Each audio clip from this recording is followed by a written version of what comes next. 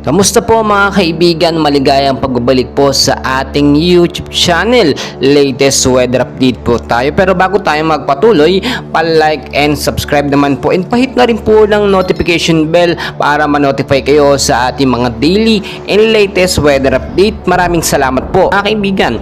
Ngayong hapon po ng Martes, ang hypnosis po natin galing sa Pag-asa. Eto pa rin pong mainit na hangin galing sa Karagatan Pasipiko or to be short, easterlies po ang nakaka-apekto sa ilang bahagi po ng ating bansa. Wala pa naman po tayo as of now na bagyong binabantayan sa loob ng PAR, pero may mga kumpul ng kaulapan or cloud cluster sa labas ng PAR na tayo minomonitor na baka nga po posibleng maging LPA. Sana wag naman po, no? So narito po ang forecast weather condition natin, yung mga lugar po na apektado nito nga pong easterlies. Makinig po kayo mabuti, baka po yung lugar nyo apektado, no, at hindi natin malaman para makapaghanda po tayo. Sa area ng Batanes, Kalinga, Apayao at Cagayan, maulap po na panahon ng mararanasan ngayong hapon with isolated light rains to heavy rainfall pagdating naman po sa gabi. Dulot po yan ng hanging amihan or northeast monsoon po nakakapekto sa lugar na yan mga kaibigan. Posibleng impact nito pagbabaha po sa mababang lugar at landslide naman sa mga landslide prone area doon po sa matataas. Mag-ingat po tayo, magdala ng pang jacket, kapote kung kayo po aalis o lalabas ng inyong mga kabahayan.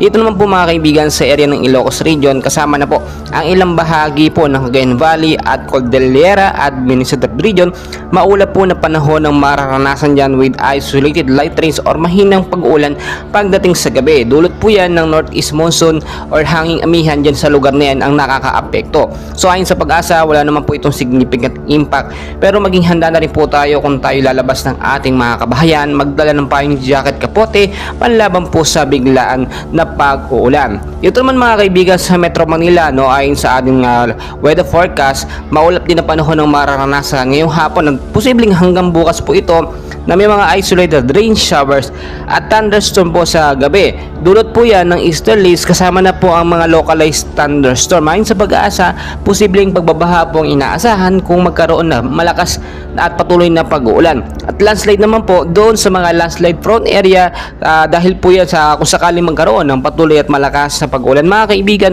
tulad po na aking sinasabi, always know the weather before you go para safe at handa po tayo anumang lagay ng panahon. Tinataya po ng Pag-asa bago matapos ang buwan ng Marso, posibleng isang bagyo po ang makapasok sa ating Philippine Area of Responsibility. At yung bagyo po na to, no, yung kauna-unahang bagyo ngayong 2024 na tatawagin pong bagyong Aghon. Patuloy ko po kayong i-update mga kaibigan.